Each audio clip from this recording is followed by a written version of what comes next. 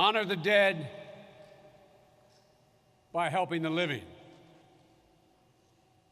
That's not only your motto, but that's what you've been all about.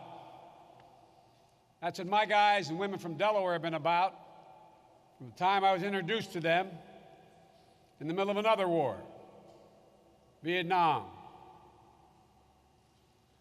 Like you, like them, I know that our nation has but one truly sacred obligation.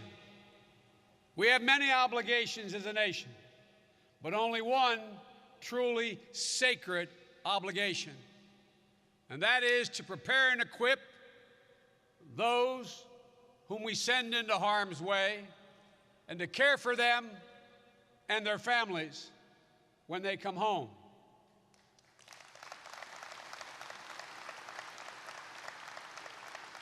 Tommy, our commander, you've not only known that, you've lived that. You served bravely in Vietnam and then came back to keep right on fighting to make sure your comrades got everything they deserved. I want to personally thank you, and on behalf of the President, thank you for the service, not only over there, but here. And to Jan Tittle, every man out here knows, and every woman in the VFW knows, that they would not function very well were it not for the Ladies Auxiliary. And that's not hyperbole. That's a fact. And Richard Eubank, who has a magnificent family, by the way, I just got to meet them all, who served at the height of the Vietnam War. I want to wish you the best of luck as you take the helm of this great organization at what I would argue would be one of the most critical points in its history. To Adjutant General Wallace, thanks for having me. And thanks for all you do on behalf of the VFW every single day in Washington. And thank you particularly for your continuing work on the POW MIA issue.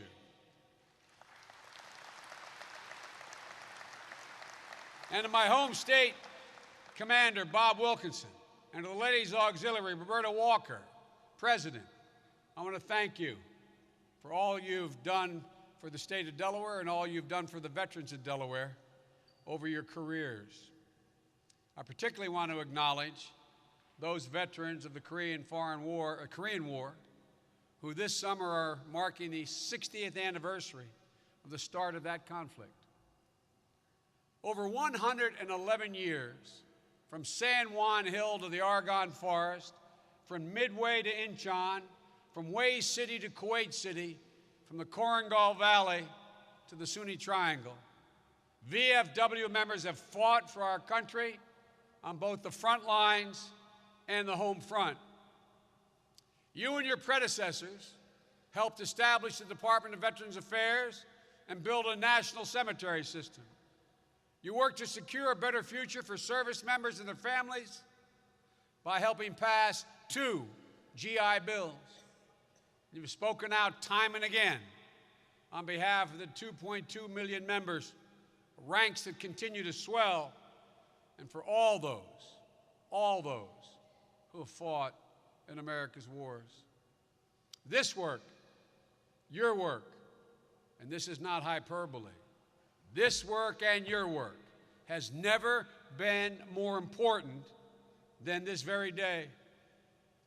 Over the past decade, our military embarked on a longer period of sustained combat than any time in all of American history.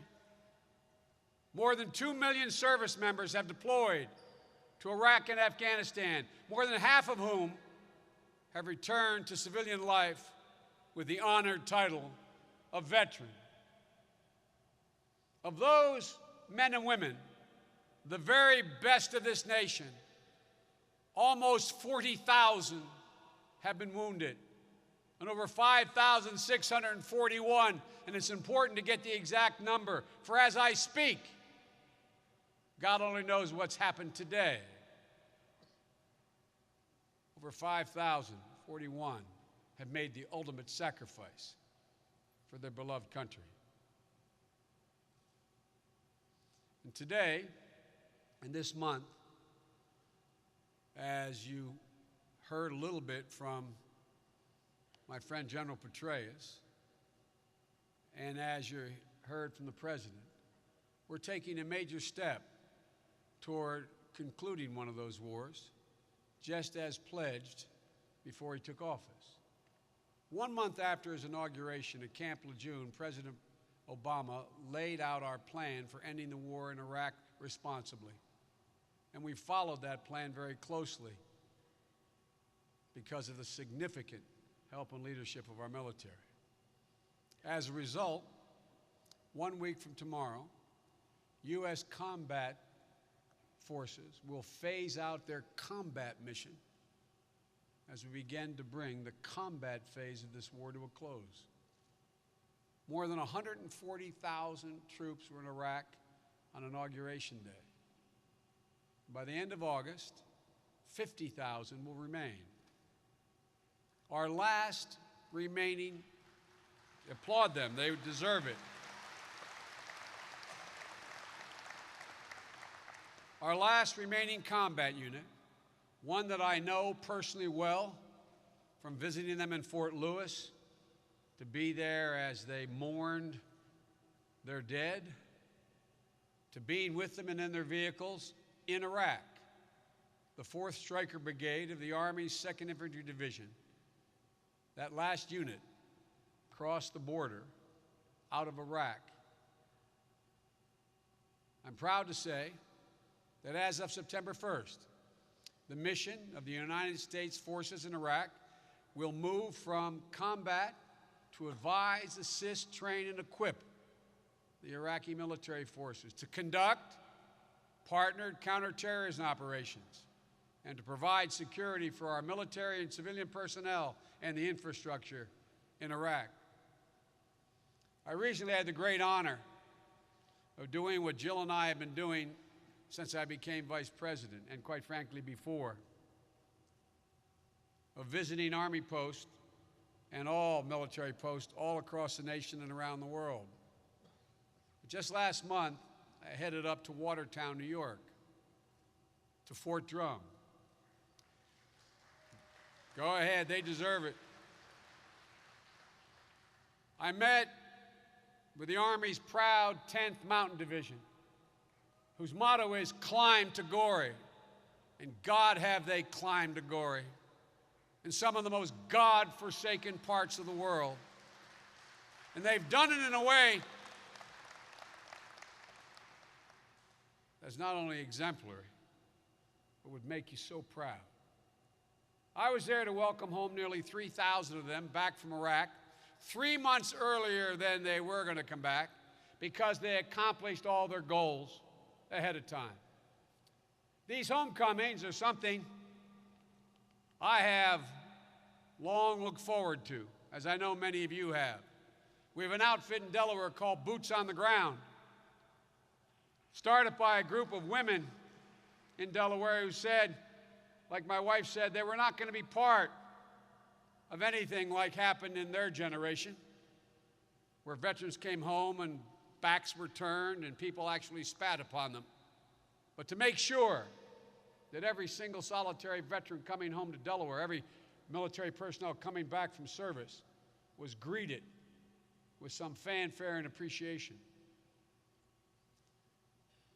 Folks, only 1% of the nation is fighting these wars. But as my wife says on every television program she goes on, 100% of the nation owes them a thank you. 100% of the nation can do something to acknowledge what they do. I must tell you, my guys from Delaware know this, it surprised me.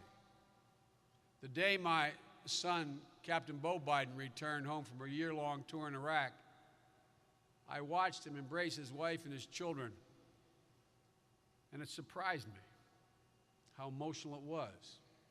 It was one of the proudest and happiest moments of my entire life. That's the case for every Blue Star mother and father, husband and wife. By the end of next year, 2011, our remaining troops in Iraq will have come home to their families and to a grateful nation. And this is only possible because of the extraordinary progress of our military. And I might say, I hope no one's offended, ladies and gentlemen, this is the finest, most fierce group of warriors this nation has ever created in our entire history.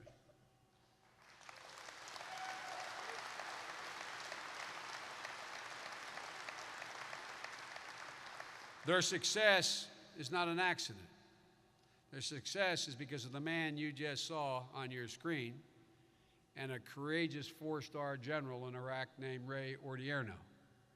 Ladies and gentlemen, 3 things they have accomplished so far, and they're worth singling out. First, violence in Iraq has decreased to such a degree that good-looking young man who looks like in the kind of shape I thought I was when I was his age, but never was, who served in Iraq in 5 and 6 or 4 and 5, you would not recognize the country today, thankfully. The country then was being torn apart by sectarian conflict. You'd hardly recognize it today. Al-Qaeda in Iraq and the Shiite extremists remain dangerous, and their attacks still claim innocent lives. But they have utterly failed to achieve their objective, which was to inflame an additional round of sectarian conflict and undermine the election that just took place and stop the formation of a new government. They have failed. Secondly,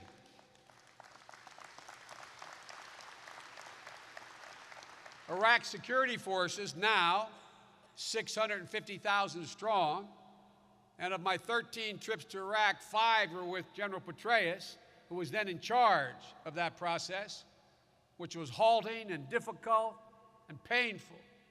But today they are 650,000 strong and already leading the way to defend and protect their country. We have transferred control over hundreds of bases and many thousands of square miles of territory. Some said that our drawdown would bring about more violence. Well, they were wrong, because the Iraqis are ready to take charge.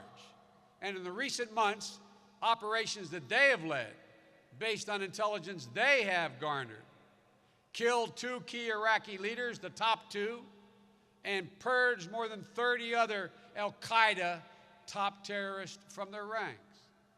Thirdly, no less important, is the fact that Iraqi leaders who once settled their disputes through violence are at this very moment as I speak, because I have recently spoken to every one of them individually, are sitting down in the torturous process of ironing out their difference in face-to-face negotiations.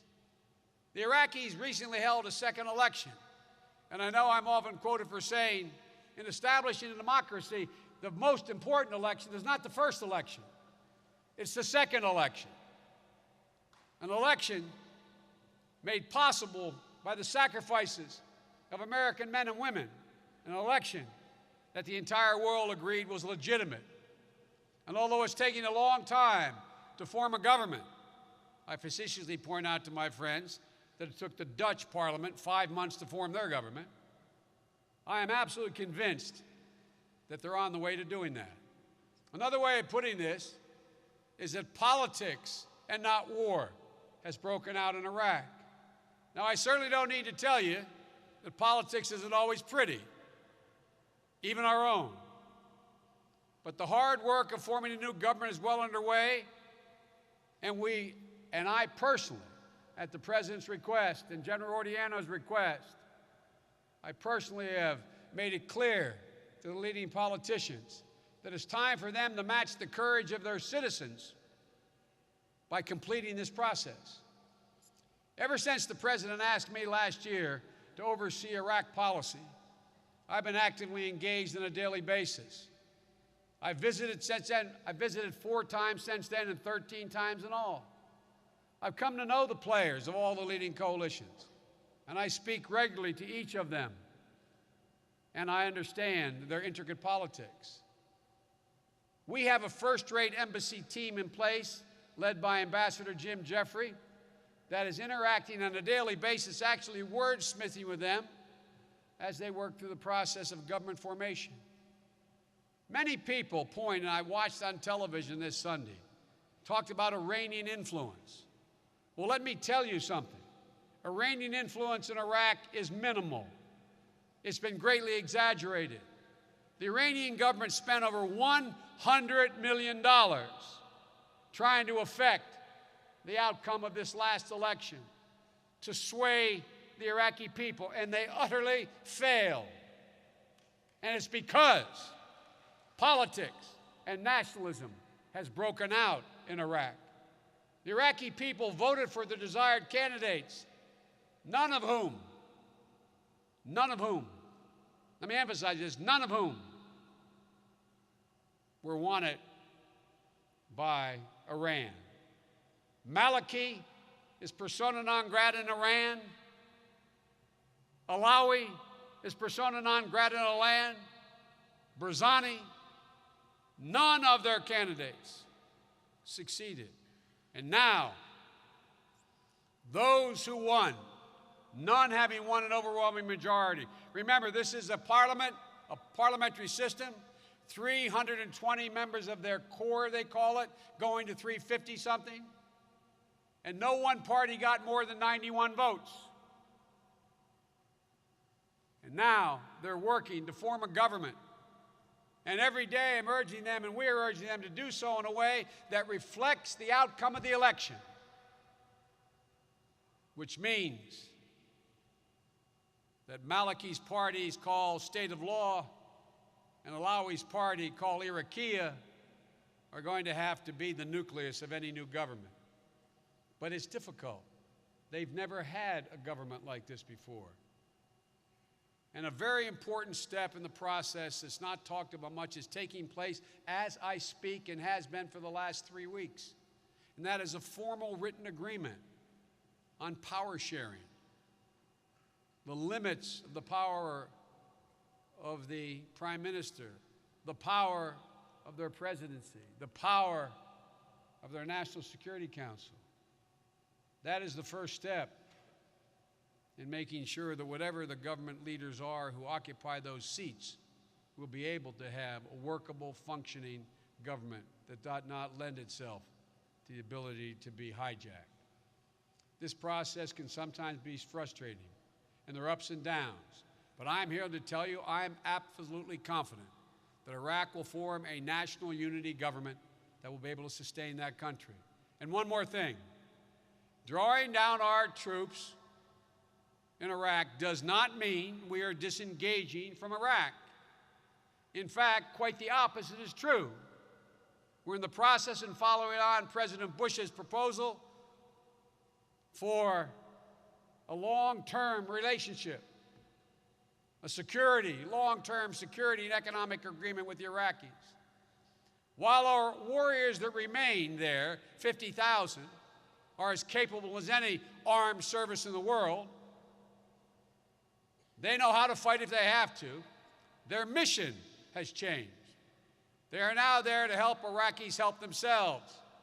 And meanwhile, we're ramping up our civilian-led effort to ensure Iraqis remain stable, sovereign, and self-reliant. We're opening up consulates in Basra and up in Erbil, which will be heavily populated. We're going to continue to help strengthen their economic and political institutions and foster new ties of trade and commerce and support Iraq's return to its rightful place in the region and the broader community of nations. While the Iraq war winds down, our troops continue to take the fight to our enemies in Afghanistan. That's where al-Qaeda plotted and trained to launch the devastating attack on 9/11. Our forces there are now in the able hands of one of the finest generals, David Petraeus, a great warrior, a strategist, and a friend, who you are honoring this week with the Eisenhower Award.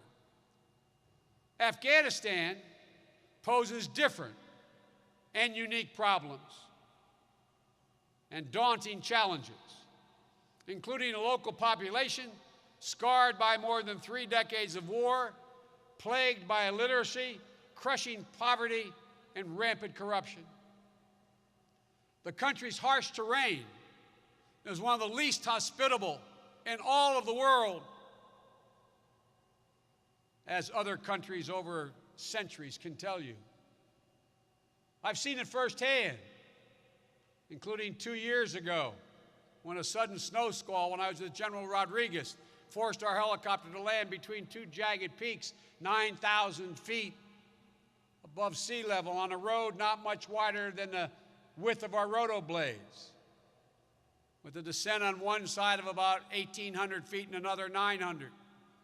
And the next mountain range less than a mile away. They're just jagged pieces of rock. And that's where the 10th Mountain Division, that's where the 1st Cav, that's where these kids have had to climb with 60 pounds of gear or more and engage Al-Qaeda. These kids, they're not kids, these women and men, they are fierce warriors. And they are now in one of the most fierce terrains in all the world. But after too many years of neglect, we finally now have clearly defined a strategy backed by the resources needed to implement it. And we are making measurable progress on the overarching goal we have in Afghanistan: to disrupt, to dismantle, and to defeat Al-Qaeda in Afghanistan and Pakistan.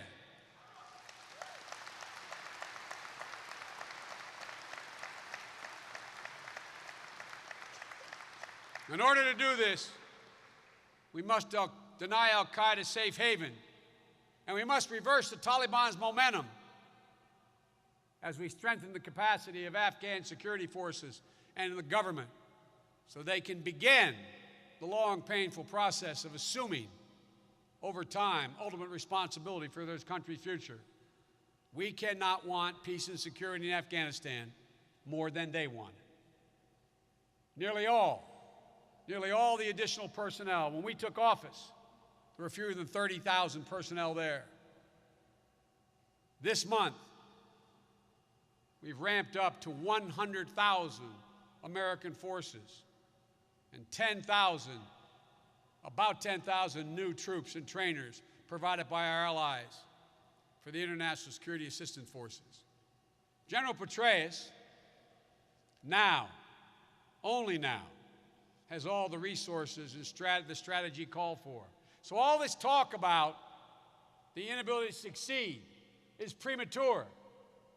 Only now, this month, has General Petraeus finally gotten what the military told the President and me they need to succeed in that mission.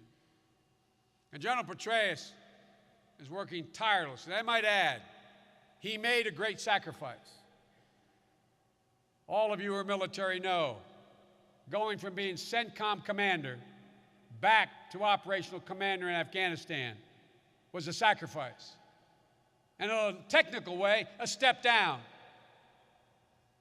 from commanding all of Central Command to focusing only on Afghanistan. But it is the most intractable problem we face, and it needed the best general we have. And we now have it. So folks, don't buy into we have failed in Afghanistan. We now are only beginning with the right general and the right number of forces to seek our objectives. General Petraeus is working tirelessly to strengthen the Afghan security force, and it is a daunting undertaking. And to take insurgents on in regions where they have run roughshod for too long. This effort is being complemented by an unprecedented surge of civilian diplomats and technical experts. And our ambassador, by the way, who was a former commander in Afghanistan, a 3-star general, General Carl Eikenberry, a warrior in his own right. He is working every single day, pushing the Afghan government to step up its efforts to tackle corruption and devise a plan for reintegration with a portion of the Taliban that's ready to accept the Afghan constitution.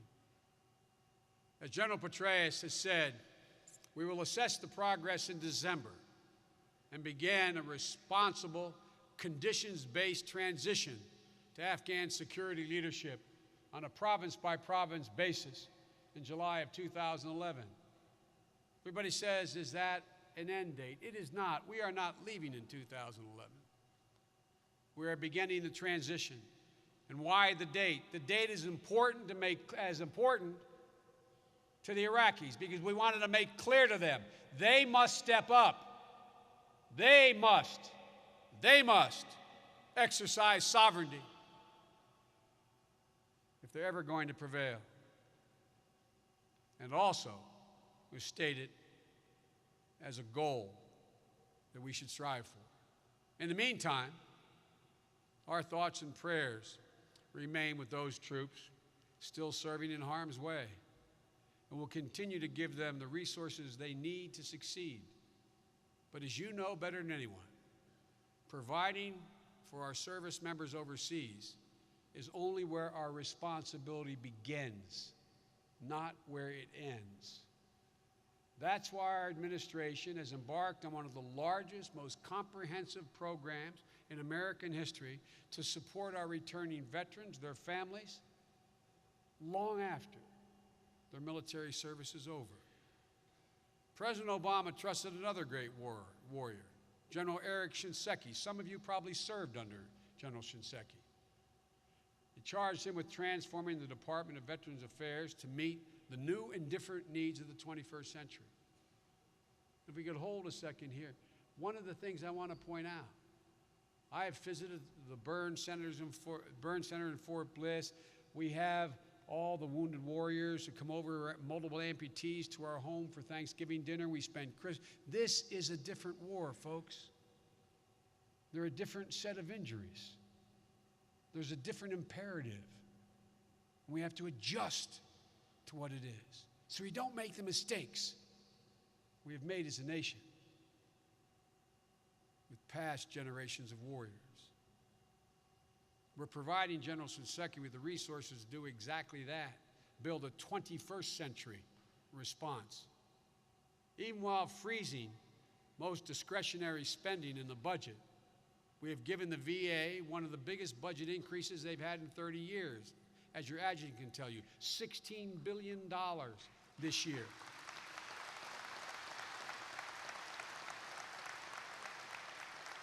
For a total of over $114 billion.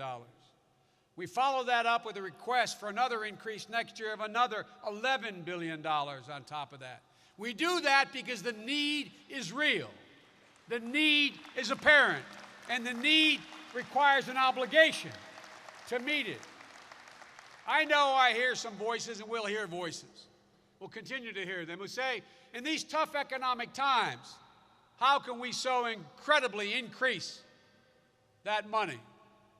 Well, I say to those voices, whether or not we keep the promise to our veterans will say more about who we are as a nation than anything else we will do.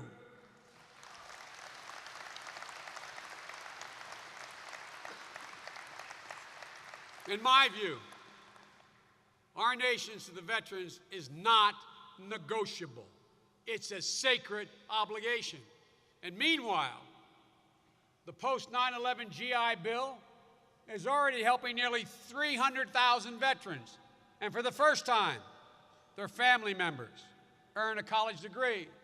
We're revitalizing the VA facilities, including $957 million more to the already admirable Veterans Health Administration and $46 million for the VA cemeteries and national shrines that must be preserved and that you are responsible for occurring in the first place. We've taken steps to help veterans opposed to Agent Orange in Vietnam and those who suffer from a range of ailments related to their service in the first Gulf War. Tommy, Richard, and all those who served in Vietnam. Remember how veterans from our generation had to prove the source of their ailments in order to get their benefits. The burden was placed on them. Well, thanks in part to the hard work of this organization, that burden will no longer be placed on them. The burden is on the government to deny the benefit, not for them to prove they're entitled to the benefit.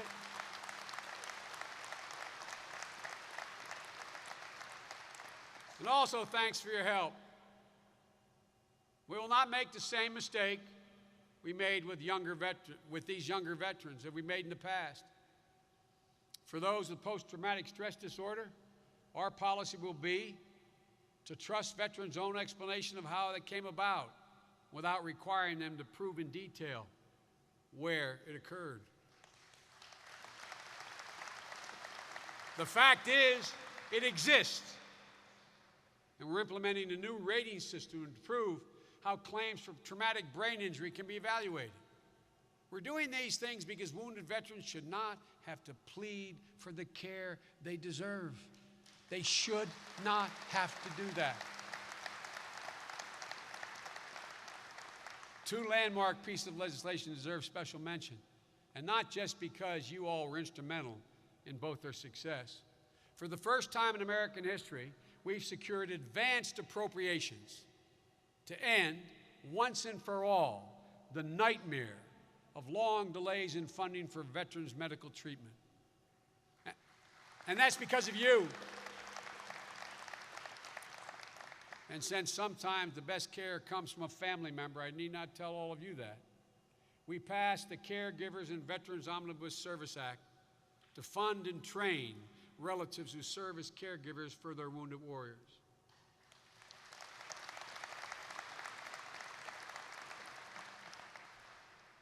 These are incredible young women and men. Like me, many of you visit on a regular basis our hospitals to see our wounded warriors. I was recently at a hospital, and the nurses were taking me around to tell me the veterans who were severely wounded who wanted to see me. We walked into a young veterans, young officer's room. He was there with his wife, beautiful young woman, smart, and he was, I'd say, 31, late 20s, early 30s. He had lost one leg almost at the hip and the other just below the knee. And his left hand was mangled. And he was asleep. And I said to the nurse and the doctor, no, don't wake him up. And they said, he'll really be offended if you don't. So they woke him up and I walked in. And this kid reached up in that triangle above his bed and pulled himself with the right hand and, sir, looked at me and said, sir, I apologize. It was my intention to be able to stand and salute you when you came. No self-pity. No why me. Like hundreds of these young women and men that I've met with. You know what I most often get asked? When I say, can I do anything for you? The response I get most often is, Mr. Vice President, they pull you close.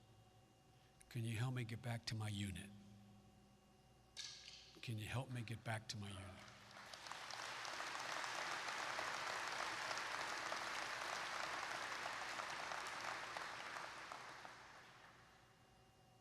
What a remarkable generation of warriors. Not part of what I planned on telling you, but a good friend of mine, Colin Powell, called me and said, Joe, have you read the new book, War? Read it, gentlemen, ladies. It tells a story in a way that I've seen some of it firsthand that is beyond my ability to describe. Almost 18,000 men and women have been wounded so badly in Iraq and Afghanistan that, quite frankly, had they had the same wounds in Vietnam, they would not have lived. They've been unable to return to duty, these 18,000 out of the 40.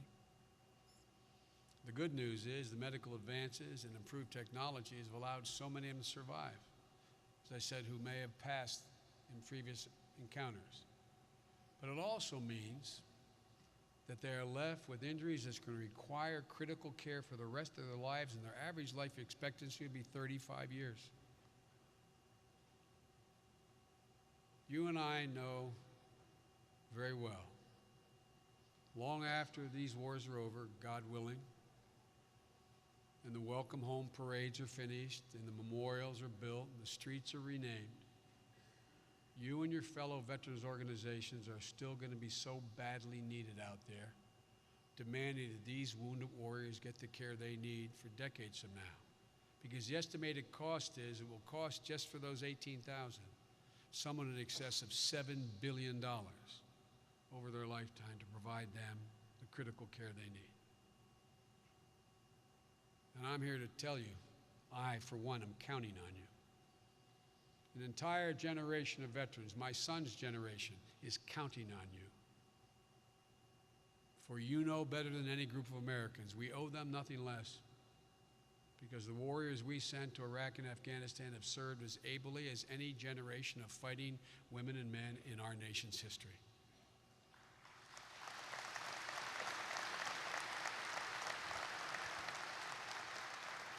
The sacred obligation I mentioned earlier extends also to those who share the burdens of veteran service. That's why the First Lady and my wife Jill have spent so much time leading an unprecedented push for our nation to support and engage our military families. My wife is so dedicated to this, and the Delawareans know this is a woman who used to get embarrassed or frightened standing up and speaking to 30 people. Actually, when they asked her to go on Army Wives, said, yes, I nearly died. And she said, Joe, it's one of the most popular programs, and if I can do anything to convince the American people they need to help, as she says, just do one act of kindness. One act of kindness. Cut that National Guard mother's or wife's lawn while he's deployed in Afghanistan or Iraq. Say thank you. Say thank you. You all are veterans. You know better than I how much it means. Over nearly a decade, military families have endured multiple deployments unlike any time in our history. And the wrenching toll that absence takes on their children, their marriages, and their mental health.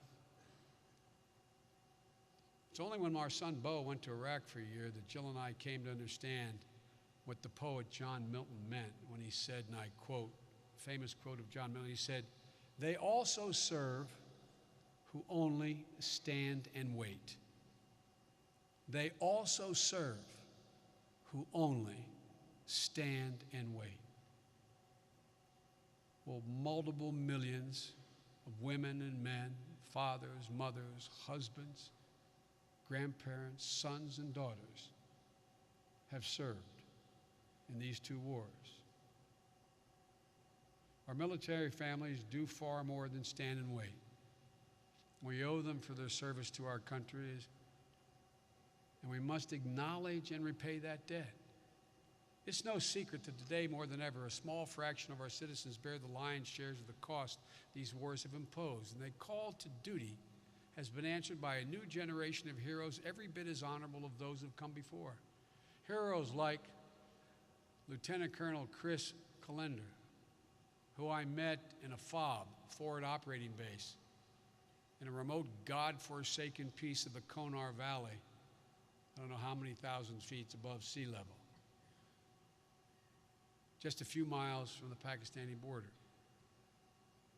With the heart of a warrior and the precision of a cultural anthropologist, he and his soldiers talked me through a myriad of tribes and sub-tribes that inhabited the terrain, and the near constant enemy fire they endured at night sitting on that exposed mountaintop. 6 of them sitting up there in God-forsaken nowhere. or heroes like the 7 servicemen who last week were awarded the Silver Star for valorous acts more awe-inspiring than any Hollywood movie could conjure up. One of them, Sergeant First Class David Nunez, was traveling through Afghanistan village of Sherwan on May 29, 2008, when insurgents attacked. His body became totally engulfed in flames as he sought to save his comrades' lives by ridding a damaged vehicle he was in of the ammunition and explosives as he tried rapidly to get it out of the back of the vehicle because they were trapped in. He gave his life. These stories are chapters in the greatest epic of our age. They will inspire future warriors as surely as did those in this room who fought and bled in wars gone by. But our enemies should take a different message from this sacrifice. They should take a message that is irrefutable proof of our resolve in the face of the new threats we now confront. As President Obama said, our spirit is strong and it cannot be broken. You cannot outlast us, and we will defeat you.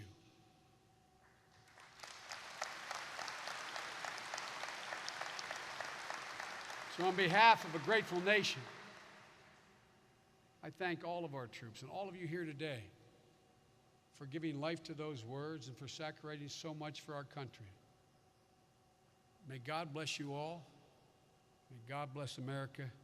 And may God, most of all, protect our troops. Thank you for having me.